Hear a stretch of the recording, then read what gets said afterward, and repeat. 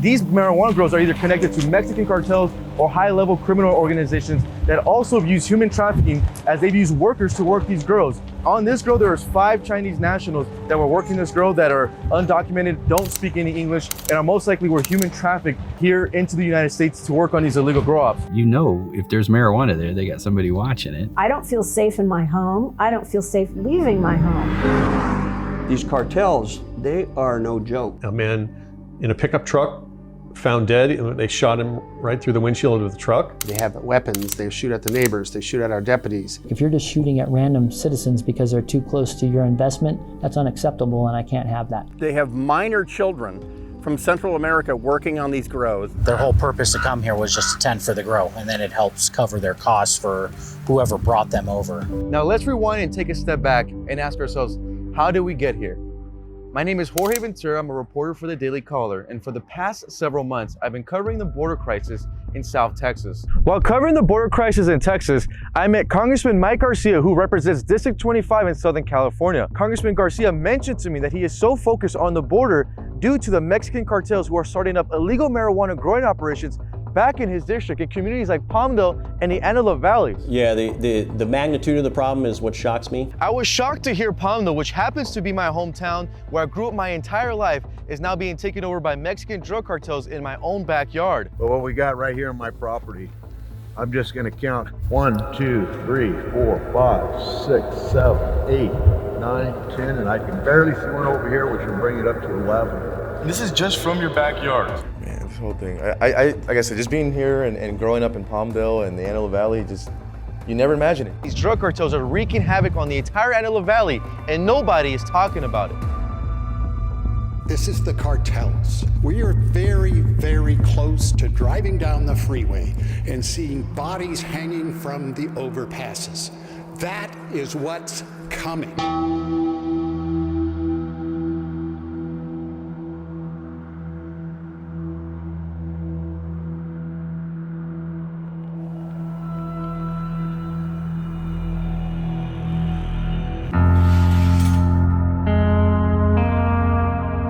Considered remote by Los Angeles County standards, but we all love living here rurally.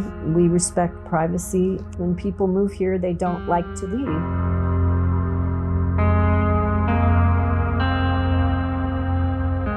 If you'd asked me a year prior that I wanted to live in the middle of the desert, 80 miles north of Los Angeles, I would have said no. But this looked like the place to be. Very much felt like we were in the Andy Griffin show. You know, everyone knew everybody. People were always out, you know, helping one another. The Antelope Valley may be in the Golden State, but it is nothing like the California you see on TV. This is a desert, middle of nowhere, and quite frankly, the Wild Wild West.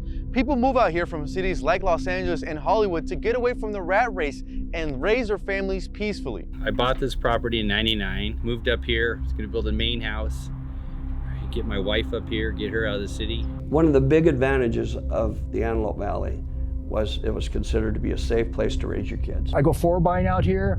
I love it out here. That's why I couldn't move. It was a safe place and it was very affordable. A place for freedom and affordability. I know, you can't string up a dipole like that out down in the city. They have their own home and their kids can go to schools where they can feel safe. You know, it's a community. People are out here for the same reason we're out here, to get away from the rat race. I moved here after I got out of the military. My deal was I wanted to get away from problems in town, so I moved out here trying to escape, but sometimes you can't escape by moving.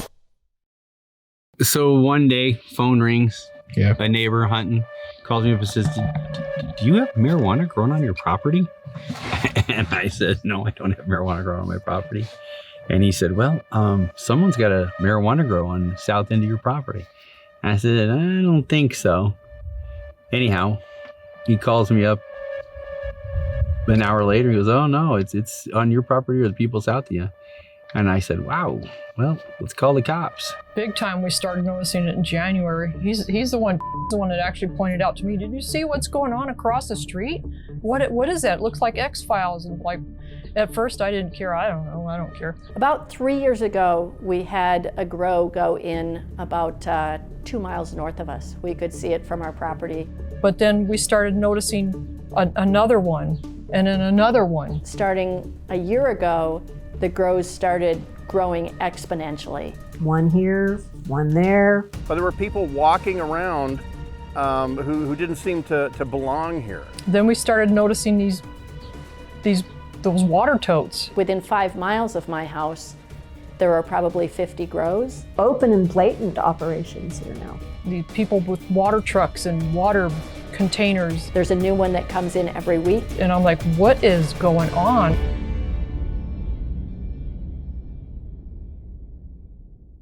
So we just arrived at the office of Mayor RX Paris, which is the mayor of Lancaster. The mayor actually was present last month in that press conference hosted by LA County Sheriffs, where they announced that they made the biggest bust of illegal marijuana operations in Sheriff Department history. We're talking about whether or not the entire Antelope Valley continues to survive if this goes unchecked. And then the other thing people forget about cartels is these are multi-billion-dollar organizations. I mean, they rival Amazon.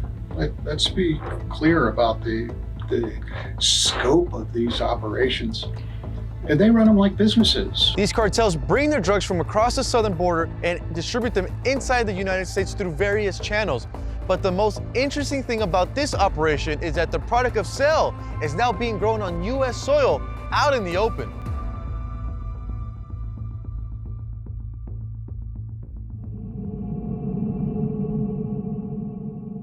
This illegal marijuana growing operation, it is worth over $700,000. These are well-funded criminal organizations. As you guys can see, the infrastructure, the greenhouses, the hoops, and also the water that they have to bring in here. They steal water from the communities and use water trucks, truck them up here, and that's how they're able to grow their crops. So we are actually currently looking at over a $700,000 operation here in San Bernardino County with these greenhouses. This property alone, there's 9 greenhouses. You guys can see that they have the lighting, black and white tarps like this. They're actually able to manipulate the grow seasons, and they're able to get 4 grows every year. And as this continues, what these cartels are eventually doing to these communities are actually taking them over and turning them into ghost towns.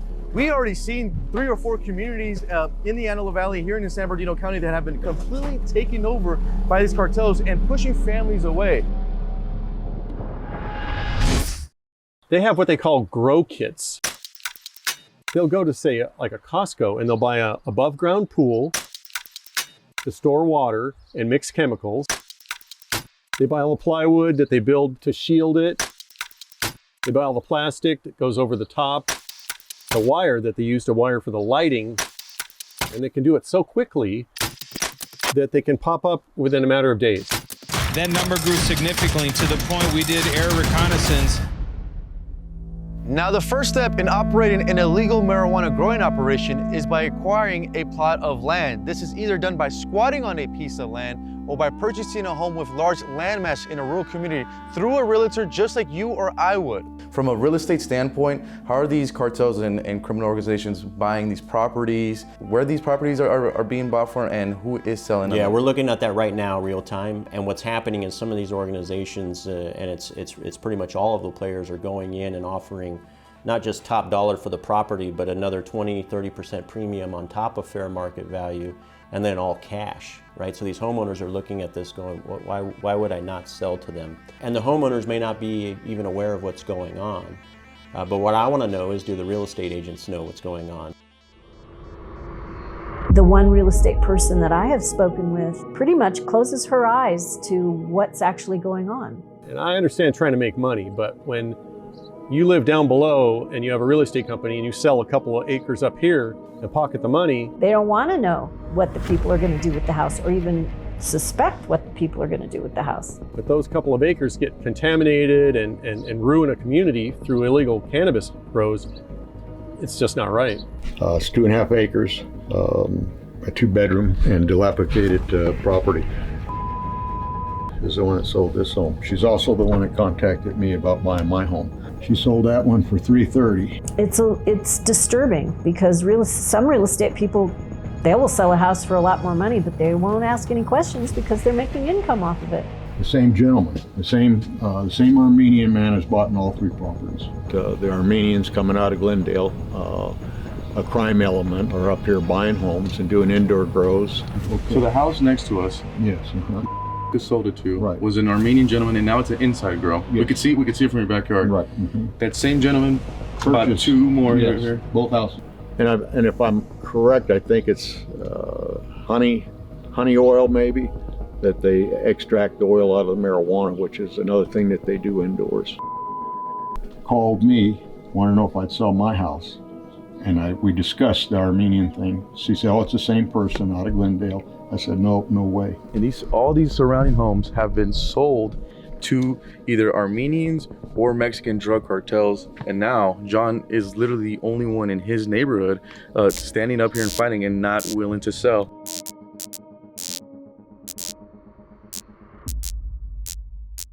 It's really bad acoustics in here. Did you notice that? Yeah. It echoes. I have been in real estate for over 30 years.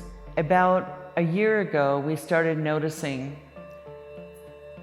an influx of people that I don't want to say, well, probably didn't really fit into our community because they were coming from the larger cities farther down in LA.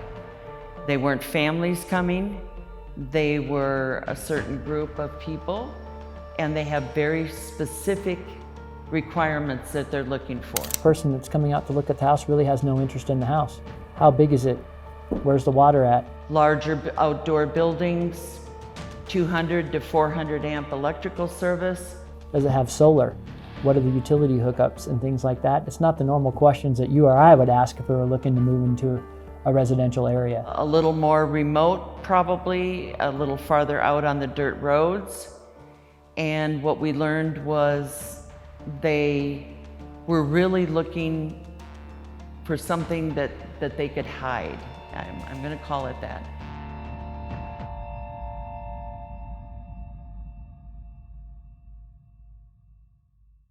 And has that changed the pricing in homes? Are the prices now skyrocketing? Absolutely. We recently have noticed a very average property, probably listed in the low 700s.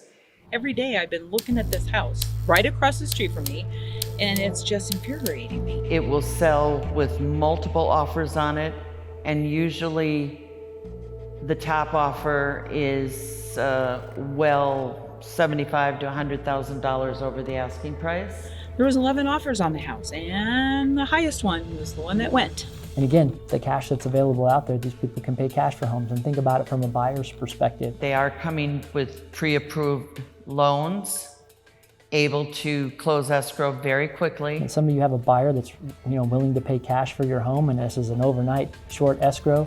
I mean, it's attractive to a number of people. Do you believe that there are serial real estate agents acting in bad faith when it comes to selling these homes, knowing that that buyer will turn it into a garage? Obviously, they're paying way above asking price. Do you feel that some are acting in bad faith with these criminal organizations? Yes, I do. Mexican cartel-related operations that have exploded in the Antelope Valley. It doesn't stop. We're 300 miles away from the border, and we have one of the largest illegal drug operations happening in the backyard in the high deserts of Los Angeles. It's accelerating to the degree that we're just... This looks like a video game. This isn't a video game. This is real. Those are assault weapons. I mean, they are way ahead of us. We can't seem to get one step ahead of them. Once the land is acquired, workers will then live on the land for the next several months and build the infrastructure for marijuana grows in the forms of hoop houses or greenhouses. And this one is under this white tarp. You can see they have the lighting here. You can see here the water lines. What were you telling me that there was a water meter on this property? Yeah, there's a water meter on this property as you drive to the corner there. And so they were able to get their own water supply right here. They'll use this, what's called trash mulch, and they'll set up kind of a boundary in a wall like that. It blocks the view and you can't see what's going on. This is used by Mexican drug cartels and organized crime groups to block what's going on in these operations. It could actually be pesticides right now. That's a common thing when it comes to outdoor grows. They have to spray some type of chemicals to keep wildlife from coming in and actually, eating the pot of waste. You guys, you see right behind me, we still have a sombrero from one of the workers. That's the RV where the workers stayed and slept in, just kind of controlling this operation, bringing in water here and stealing water from the community.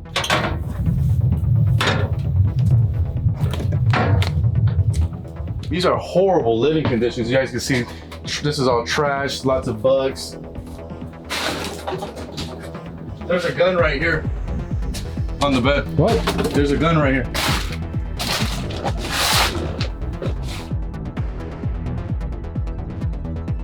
And for the next several months, workers will then tend and water the plants until it's harvesting time to trim the buds and ship the product across the country. Then you need a whole bunch of people to cut all the buds and do what they call trimming. We are currently inside what is known as a trimming house. You guys can see here are some of the buds, and all over the floor, these trimmings can be found. This is where the indentured servants or migrants work throughout the day and night. We have people that are coming over that are living in conditions to pay their wage that are unimaginable and inhumane. 40 people were living in this small shed. Not only that, this is in the high desert. It goes up to at least 100, 110 degrees every day. Child trafficking is also involved here. They're now coming up here as slave labor for these marijuana grows. And you can only imagine that how 40 people could be living in here, including young women, but you could take a look at that. And they're brought here and given a jug of water and oatmeal or power bars or whatever, and there's a guy with a gun forcing them to work the marijuana grows. People who are actually working on these marijuana grows are just indentured servants, migrants paying their debt to these cartels. I only learned about this because they began escaping and walking past my house. We actually see in some of these grows human trafficking occurring, where they're bringing people from out of state, other countries. With the cartels, the only one who wins are the people at the top, right? Everyone else down here gets a little tiny bit of something. And essentially making them work these grows and tend these grows so that they can, gain their citizenship or whatever the trade is. But a lot of them are under pressure to work, right? And they're being forced, and there's undue hurt and pain. And if you get out of line, they eliminate you. And it's all about the grow, not about people.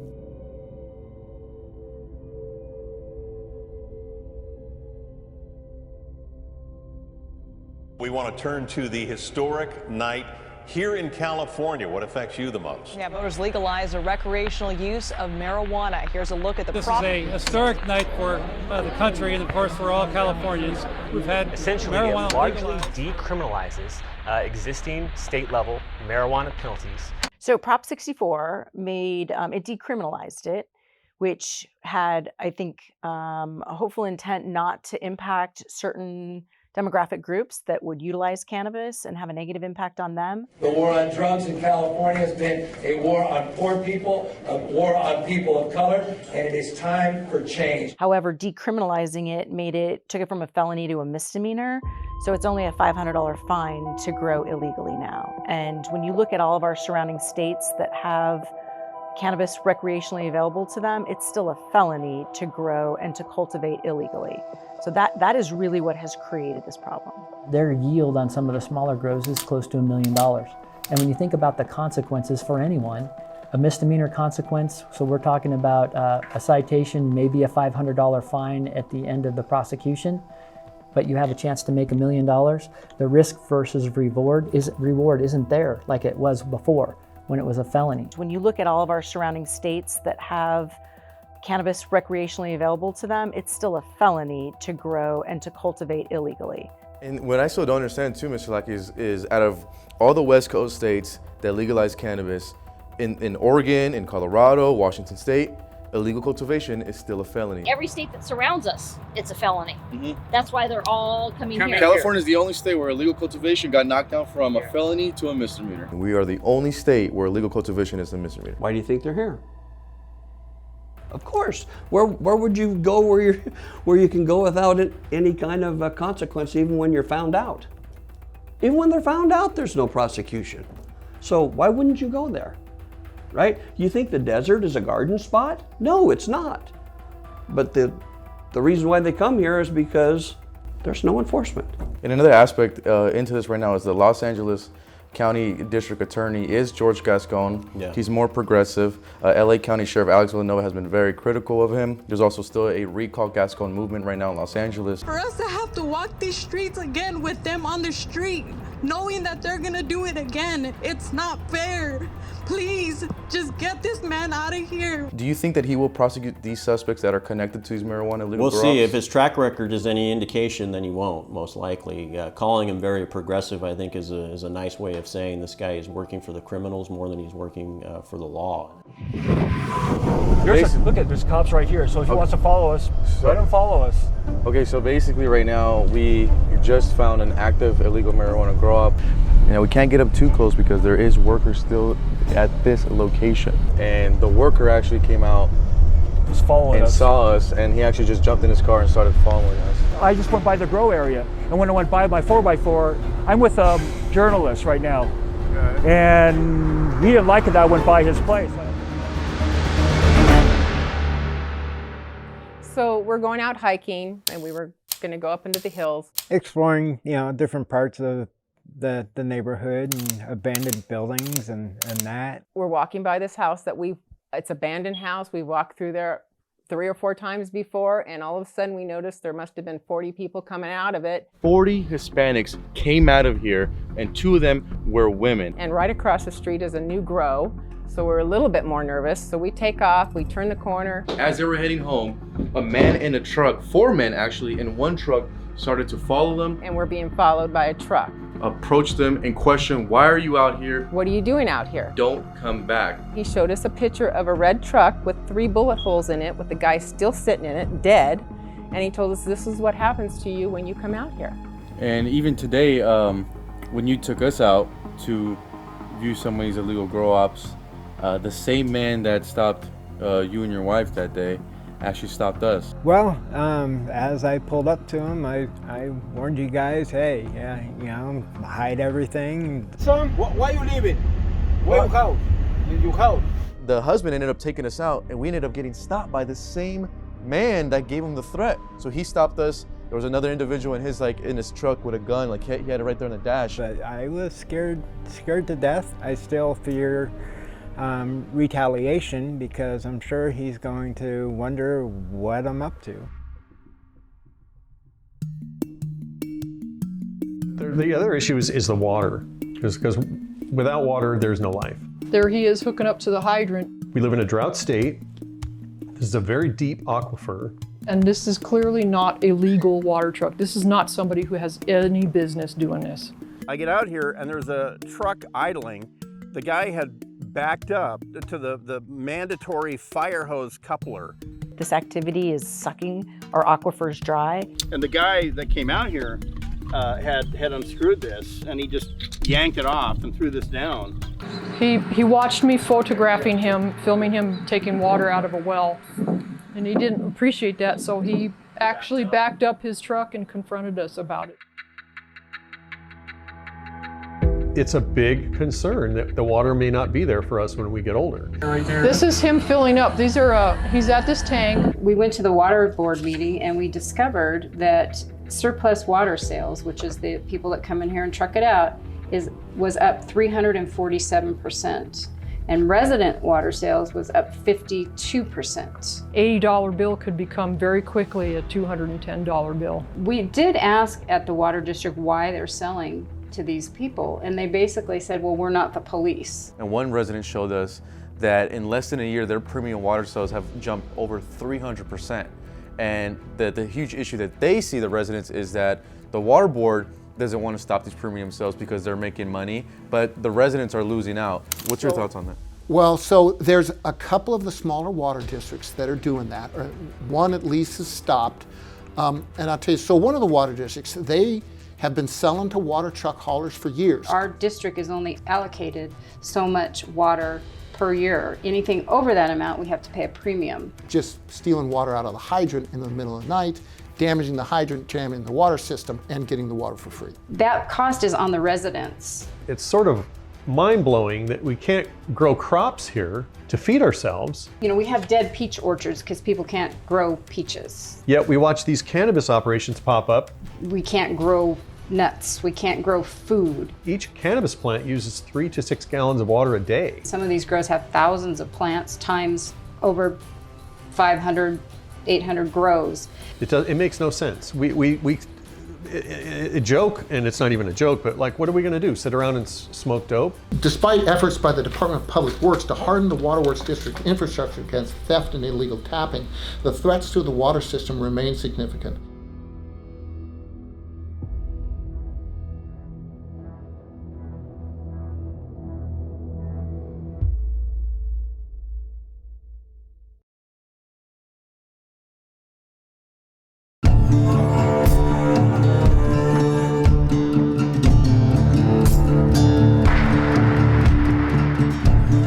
I've been painting these guys a lot lately. I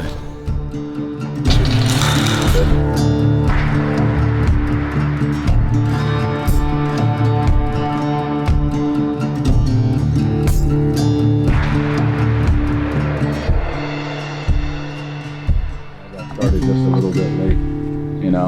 I'm still waiting for the males to show which ones are males. And then I'll be down to my six legal plants. What do you think like the perception is from like the people who grow weed legally on these cartel grow-ups? All good strain. That's a gelato crossed with pre-98 Bubba. Most of these are all the pre-98 Bubba. So people who grow legally, they have to go through so much red tape. They can't really compete with this underground market. I'm an old school grower, man. Like I said, I started back in the 90s. So what's their initiative to have a legal grow? What would they care? And just losing all that tax revenue. I mean, California is losing on millions. I was looking at the numbers, and the goal of California is they wanted 6,000 marijuana-approved licenses for grows, and they're only at 1,000. 80% of the marijuana here is getting sold in the black market. So even the state itself is losing all that tax revenue. For people who want to do it legal, there's so much red tape and tax. So for them, it's like, well, we could do it this way, we're penalizing and the the risk people is that low. want to play by the rules. If we want to allow grows, then I want my children's school in the district, in the area, to benefit from it. And that was the purpose, really, if you think about it, being able to get tax revenue off of something like this, and then the corresponding things that come out that you use that tax revenue for. Not one bit of it's going to the state, not one bit of it's going to the county. None of it is, not one penny of that is benefiting my community. All the dispensary cares about is that a van pulls up with a bunch of weed, and they give him an invoice, he gives them cash, they drive away with the cash. I don't blame the cartels for doing what they're doing. They're making money. That's what they're designed to do. That is why there's an incentive to illegally grow. What moron would go through the process of actually being legally licensed and inspected and all that when you can't even deposit that money in a federal bank and the whole thing? That's why the cartels invented this game. I don't have a problem with people wanting to come here and make better money. What I do have a problem, and this is why I'm speaking up, is because our leadership from California to the Board of Supervisors of Los Angeles have failed us to create a good policy to allow legal cannabis use, recreational, even medical. They failed us. Because any state that doesn't fight the federal government and say, hey, take marijuana off Schedule 1 is fighting a losing game. And my credibility on this is that I don't smoke pot. And there's a vacuum for cheaper weed. And so these guys can grow it cheaper because they're not paying for the land and they're stealing the water from California and California taxpayers. And those are the two things you need. As it turns out, to grow stuff, you need dirt and water. It's a no-brainer for them. Who wouldn't do this?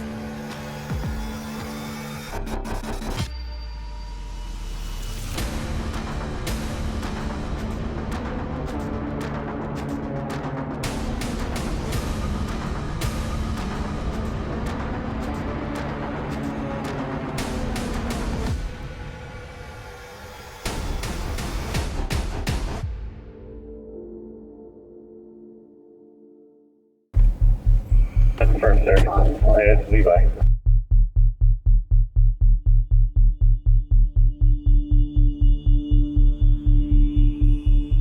Was this number 3 for you guys? Yeah.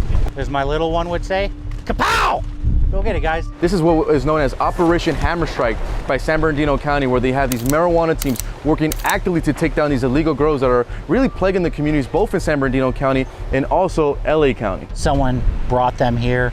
They're probably working off whatever funds they owe for coming to America. And roughly 2 to 3 plants, depending on their height, can make a pound. These should be 1 pound bags. Our plant count, since they've already gone through it, this one's sitting on 287 inside there. 1 bag is worth anywhere from, I would say the product, the quality that we're seeing out there, it's $1,200 to $1,500 for 1 bag. Or 140 pounds of process is probably inside this location.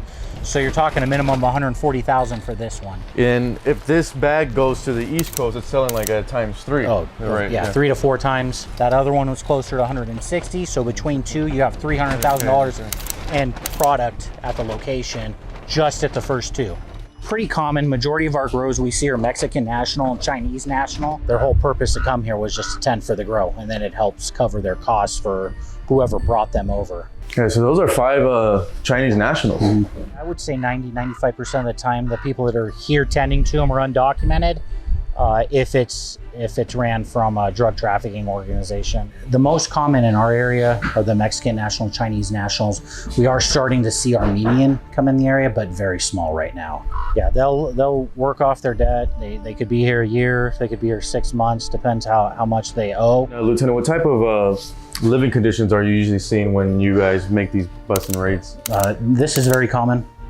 Usually you don't see a home on them. A lot of our other areas, they build their own little wooden 4x4 or 8x8 box, and they'll put a bed like this in there with a mattress, or they just get some cheap Winnebago trail RV and put it on the property and sleep on that. It's sad because the people that own this, that are funding this, don't care about them as much as they don't care about the local community and the desert landscape, what happens to it. And Lieutenant, so now that you made the arrest, does your team come in here and kind of destroy everything? Yeah, they don't destroy. So we can't deal with any of the property here because that's not in our search warrant. The only thing we deal with is the plant. The plant's the product that we're allowed to take as evidence. So we'll just take all the plants, then we'll leave all the buckets and we'll leave the tarps up. This was a busted illegal growing marijuana operation that we were here 2 weeks ago. And one constant theme that we always hear from the residents is no matter how many times they bust them, within a month or even sooner than that, they're up and running. You said that this can like rebuild in like 2 days? Oh yeah, the framework is still here. So they can come in, fix all this plastic, put in some new irrigation, plant some new plants, and they'll be in business. In less than 2 weeks, they already have all the plywood up, and this illegal marijuana growing operation is gonna be up and running pretty soon. But just once again to show you how much control that these guys have out here and kind of the lack of law enforcement, right? They make the bust and you think the problem is solved, yet in under 2 weeks,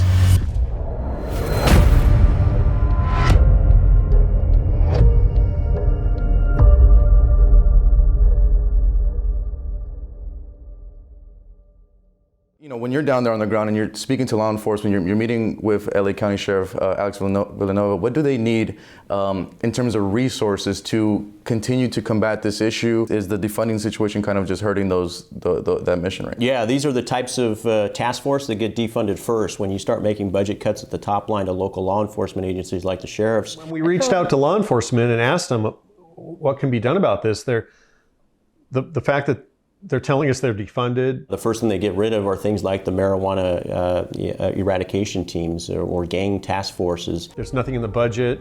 They have limited resources. That's not encouraging. And so this is why we can't defund the police. Most of the people that I talk to are not for defunding the police. So we've been vacillating on the idea of having to relocate. In fact, the defund police is the reason why these cartels are so emboldened. We've come to the decision that things aren't going to change fast enough and probably not in our lifetime. They don't feel threatened by our law enforcement. I've made the decision, we've made the decision that we're going to start looking for places to live. So it seems like the cartels are more powerful than the LA County. And we're left to fend for ourselves here.